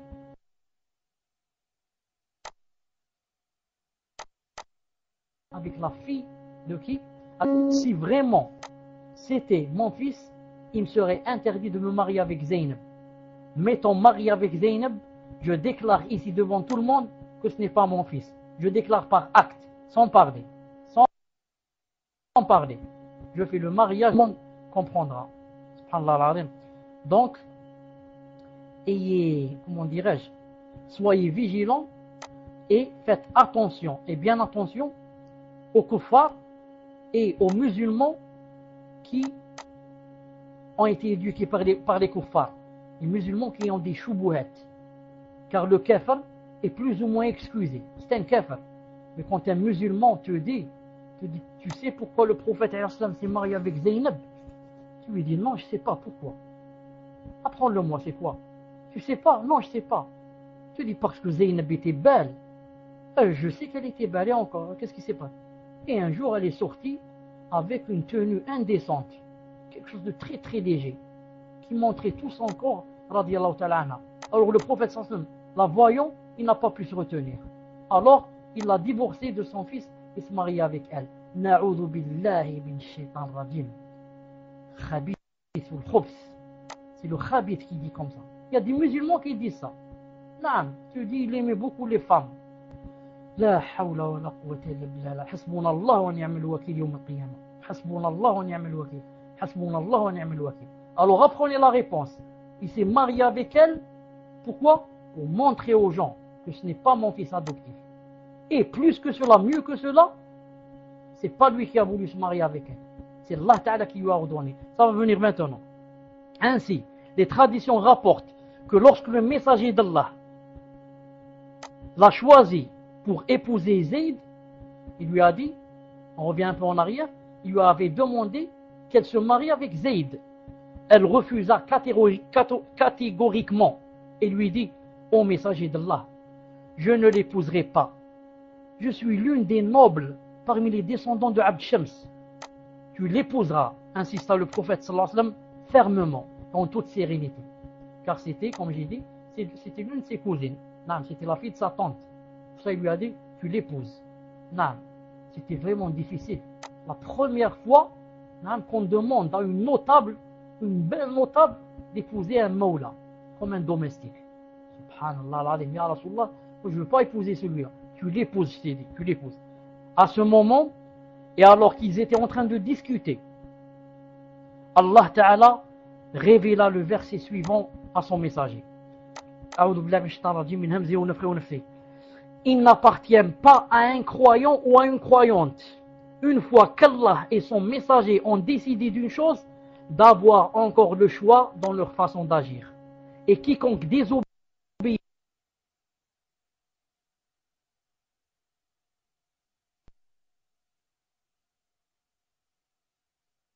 à Allah et à son messager, croyant ou à une croyante. Une fois qu'Allah Ta'ala et son messager ont décidé d'une chose, d'avoir encore le choix dans leur façon d'agir. Quand Allah Ta'ala ou bien son prophète sallallahu alayhi wa sallam décide d'une chose, je n'ai, tu n'as, ils n'ont plus le choix. Là, tu n'as plus le choix. Allah Ta'ala a décidé que cette chose se fasse.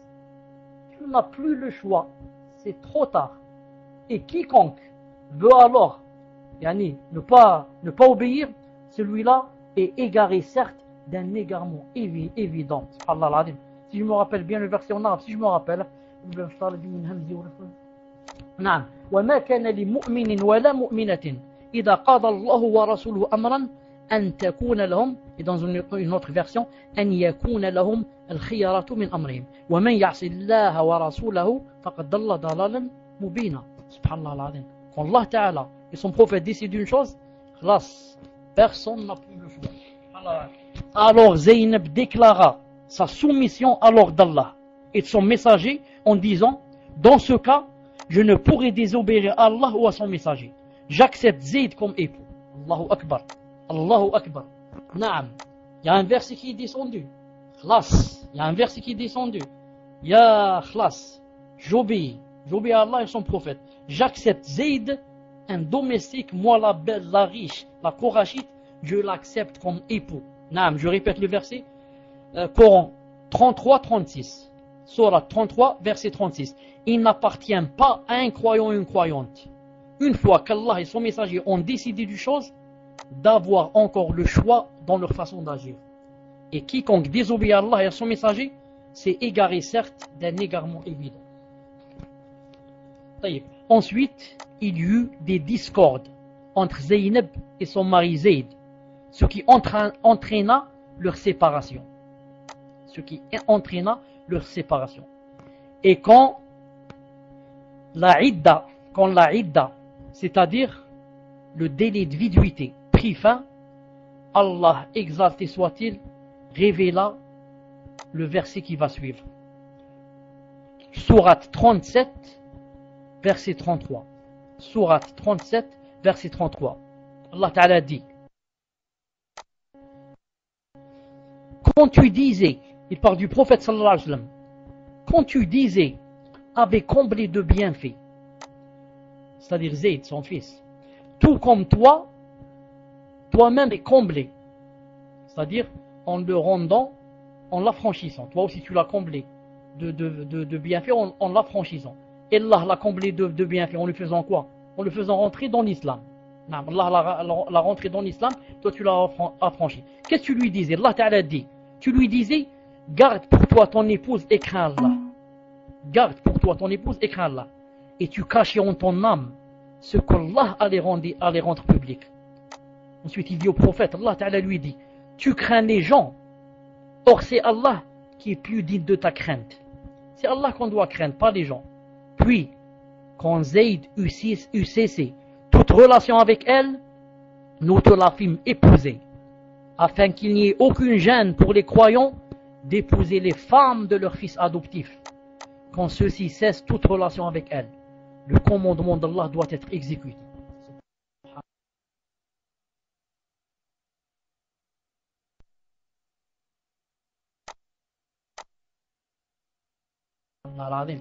Ali ibn Abi, tellement que le prophète dit toute chose, ne cache aucun verset d'Allah, c'est impossible.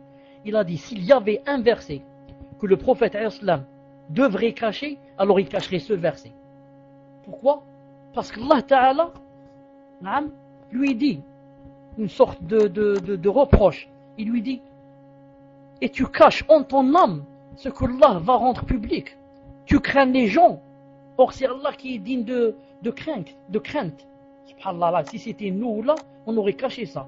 Devant les gens, je vais dire que Allah Ta'ala m'a dit pourquoi tu crains les gens, etc. Mais le prophète sallallahu alayhi wa sallam, le véridique, il propage ce qu'Allah Ta'ala a ordonné, même si c'est contre lui, même si le verset apparemment fait une sorte de reproche au prophète sallallahu alayhi wa sallam, mais ça ne fait rien. Je le dis, je le propage, je ne cache rien d'Allah subhanahu wa ta'ala. Je préfère quoi? Que même si un peu ça me fait mal, mais les gens vont profiter de cette nouvelle loi qui abolit le mariage avec le fils, le mariage qui abolit l'adoption, et qui te permet de te marier avec la femme de ton fils adoptif. En récitant ce verset, le messager d'Allah sallallahu alayhi wa sallam manifesta un sourire de satisfaction. Ensuite, il dit aux personnes présentes que l'une d'entre vous aille voir Zaynab et lui annonce la bonne nouvelle. Allah me l'a accordée comme épouse du haut du ciel. Allah Ta'ala dit dans le Coran, on te l'a épousée, on te l'a fait épouser. Ça veut dire c'est pas toi qui as voulu l'épouser, comme disent les mécréants et comme disent les musulmans, les égarés, les vicieux. Naam, ils disent que le prophète l'a vu dans une tenue indécente et a voulu l'épouser. Non, c'est pas vrai.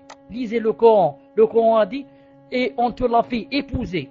Écoutez bien la ayah. Puis quand Zayd eut cessé toute relation avec elle, nous te la fîmes épouser. Nous, Allah, nous te la fîmes épouser. C'est pas toi qui as voulu l'épouser. C'est nous te la fîmes épouser. C'est comme si Allah Ta'ala voulut récompenser Zaynab pour son obéissance absolue et rarissime à ses ordres, en déclarant son mariage au prophète sallallahu alayhi wa sallam dans des versets que les musulmans continueront à réciter jusqu'au dernier jour. Il s'agit là d'un honneur qu'Allah Ta'ala a attribué exclusivement à Zaynab, la distinguant ainsi des autres mères des croyants. Zaynab en était d'ailleurs très consciente. Elles sont félicitées et disaient fièrement aux autres femmes du prophète sallallahu alayhi wa sallam, qu'est-ce qu'ils disaient? Elles leur disaient, vous toutes, ce sont vos parents qui vous ont mariés. Quant à moi, c'est Allah, exalté soit-il, qui m'a marié au-dessus des 7 cieux. Naam. Fath al-Bari, hadith sahih, volume 13, page 403. Vous savez ce que les femmes du prophète sallallahu alayhi wa sallam se vantaient entre elles, vantaient leurs éloges. Qu'est-ce qu'elles leur disaient? Elles leur disaient, vous toutes, c'est vos parents qui vous ont mariés. Mais moi, c'est Allah Ta'ala, au-dessus du 7e ciel, il a donné l'ordre au prophète sallam de se marier avec moi. Subhanallah al-Azim. Vous voyez ce mérite. Pourquoi Allah Ta'ala a donné ce grand mérite à Zaynab? Pourquoi? Car elle s'est mariée avec quelqu'un qu'elle ne voulait pas, juste pour obéir à Allah et à son messager. Elle a dit, Ya Rasulallah, je ne l'épouse pas Zayd. Je suis plus casté que lui. On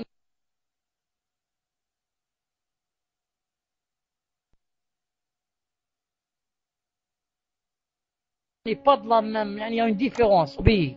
Alors, tu écoutes et tu obéis. Et tu laisses tes passions. Et tu fais des choses à contre-cœur pour ravir Allah.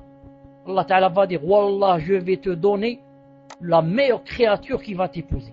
Je vais te donner le meilleur des hommes. Car le prophète sallallahu alayhi wa sallam a dit dans un hadith sahih, et quiconque délaisse une chose à cause d'Allah, alors Allah Ta'ala le récompensera en mieux. Elle a délaissé ses passions. Elle ne voulait pas se marier avec cet homme, mais l'a fait juste pour ravir Allah et son prophète. Conclusion, ou le résultat, Allah Ta'ala a dit, je vais te faire marier avec le meilleur des hommes, mon prophète, mon messager, sallallahu alayhi wa sallam, le meilleur des messagers, sallallahu alayhi wa sallam. Naam. Taïb, voici, j'ai été une seconde. Enfin, on va terminer avec ce titre, écrit le titre prochain. Elle évite toute situation d'isolement avec un étranger. Elle évite toute situation d'isolement avec un étranger. Si vous êtes pas, écrivez le titre. Jazakallahu khairan. Elle évite toute situation d'isolement avec un étranger. Bismillahirrahmanirrahim. L'obéissance à Allah et à son messager ne se réalise qu'en se conformant à ce qu'ils ont commandé et en tête à tête est considéré illicite et par l'unanimité, condamné à l'unanimité par les jurisconsultes musulmans. La base de cette unanimité est le hadith rapporté par le Bukhari et Muslim. Le prophète sallallahu alayhi wa sallam a dit, il n'est permis à aucun homme de s'isoler avec une femme, à moins qu'elle ne soit accompagnée d'un de ceux que la loi leur interdit d'épouser, mahram. Il n'est également permis à la femme de voyager qu'en compagnie de l'un de ceux que la loi leur interdit de l'épouser, mahram. Alors un homme se leva et dit, ô messager d'Allah, ma femme est partie en pèlerinage, c'est-à-dire seule, et moi je me suis inscrit pour telle et telle expédition militaire. Le prophète a répondu, pars accomplir le pèlerinage avec ta femme. Pars accomplir le pèlerinage avec ta femme. Donc c'est celui-là le hadith qui est très connu et interdit l'isolement de la femme avec un étranger. Le terme mahram par rapport à la femme désigne tous ceux que la loi leur interdit de façon perpétuelle de l'épouser, tels le père, le fils, l'oncle paternel, l'oncle maternel, etc. Car certaines sœurs, certaines femmes, moi je le dis, se trompent et te dit quoi? Que frère de mon époux est un mahram, car il ne peut pas se marier avec moi. Nous on répond, il peut pas se marier avec toi tant qu'il est avec ta sœur, ou bien si elle meurt. Il peut se marier avec toi et ne peut être considéré comme mahram, que celui qui ne peut jamais se marier avec toi. Si un homme, un jour, pouvait se marier avec toi, cette personne n'est pas un mahram. C'est une règle. Le mahram n'est que la personne qui ne peut jamais, au grand jamais, se marier avec moi. Ensuite, le terme étranger par rapport à la femme désigne tout homme autorisé légalement à l'épouser, y compris les proches parents. Non, y compris les proches parents. Le cousin, c'est un étranger, pourtant c'est un proche parent. Le beau-frère, c'est un étranger, et pourtant c'est un proche parent. Non. Il est interdit à la femme de s'isoler avec qui que ce soit de ces hommes, et ce en raison du hadith suivant qui dit que le prophète sallallahu alayhi wa sallam a dit, gardez-vous d'entrer chez les femmes. Gardez-vous d'entrer chez les femmes. Alors un homme des Ansar, c'est-à-dire de Médina, dit alors, ô messager d'Allah, et que dis-tu du proche parent? Le proche parent a dit alayhi salatu salam, est semblable à la mort. Le proche parent, surtout les parents du mari, surtout ses frères, sont proches à la mort. Le terme hamw, le proche parent, dans ce hadith, désigne le beau-frère, ainsi que tous les autres proches parents parmi les hommes. Le proche parent est semblable à la mort. Cela signifie que le mal est susceptible d'accès chez son frère.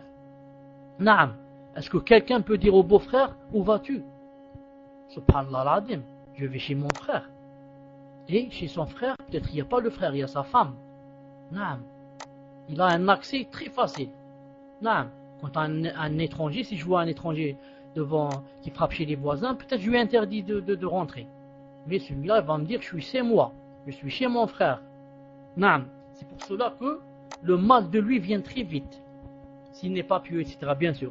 C'est donc pour avertir des conséquences néfastes de cet éventuel abus de confiance que le prophète a assimilé le proche parent à la mort, pour dire qu'il est pire qu'un autre étranger, et que l'isolement de la femme avec les proches parents de son époux pourrait mener à la tentation, à l'égarement et à une perdition semblable à la mort. Par conséquent, une musulmane pieuse et consciencieuse doit s'abstenir de commettre cet interdit, violé hélas de nos jours par un grand nombre des gens permissifs. Et moi je remarque et je voudrais dire aussi, comme j'aime pas ceux qui n'obéissent pas à Allah, j'aime pas aussi ceux et celles qui exagèrent.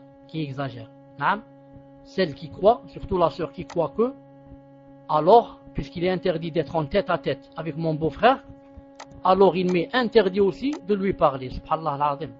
Si elle le rencontre dans le couloir, elle lui dit pas salam.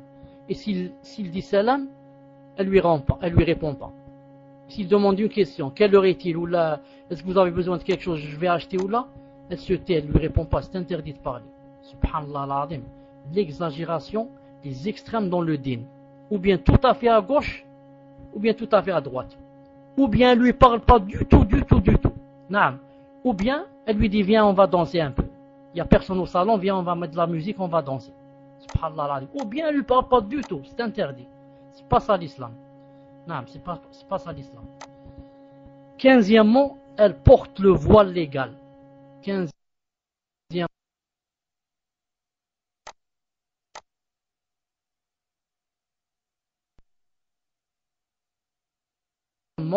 elle porte le...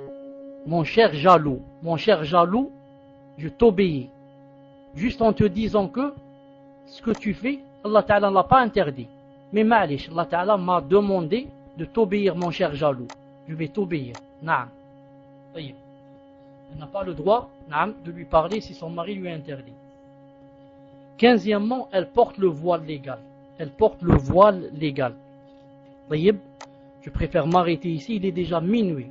Allahu Akbar. Il est déjà minuit. Allahu Akbar. Naam, minuit chez moi. Subhanallah al-Azim. Naam. طيب. Qu'est-ce que j'allais dire? Donc le prochain chapitre, Inch'Allah Ta'ala, c'est quoi? C'est elle porte le voile légal. Qu'est-ce qu'il y a après le voile légal? Attendez. Le 16e.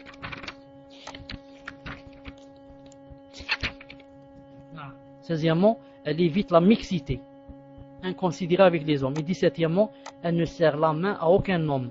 Pour lui, c'est mahram. Et 18, elle ne voyage pas sans mahram. 19, elle accepte la prédestination et les décrets d'Allah. Ça c'est important. Inch'Allah Ta'ala.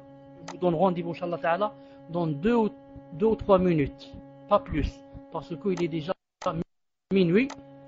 Inch'Allah Ta'ala, Muslim ou bien Sawri ou bien du Sunna. Mettez du Sunna. Mettez du Coran, Inch'Allah Ta'ala. Mais attention, Sawri, quand tu as mis le Coran, il coupait beaucoup. Wallahu subhanahu wa ta'ala a'lam. Tfadal.